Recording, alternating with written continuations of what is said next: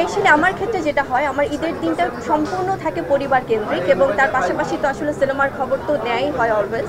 But আজকে আমি যেভাবে রিয়াকশন পাচ্ছিলাম, আমার না মনে হয়েছে যে আমি যদি আজকে না অ্যাটেন্ড করি আমি খুব মিস করে যাব। সবাই যেভাবে ফোন কল শুভেচ্ছা জানানো, দর্শকদেরকে আমি হাত জোর করে আমি বিনীতভাবে আমার ভালোবাসা প্রকাশ করছি।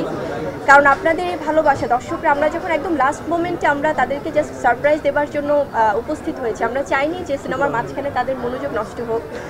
একদম শোর শেষে আমরা যখন তাদেরকে সারপ্রাইজ দিয়েছি, পুরানো একটা শুনশান নীরবতা যেমন ছিল, তেমনি তখনও আমরা এন্ট্রি করিনি, তার মাঝে কিন্তু তারা ক্ল্যাপিং করে, তারা ক্ল্যাপস দিয়ে স্ট্যান্ডিং ওভেশন দিচ্ছিল। যখন আমাদেরকে দেখলো তারা সবাই জাস্ট, আমি দেখছিলাম যে চোখের পানি ফেলছে, সিয়াম লিখছিল, দিঘি সহ সবাই।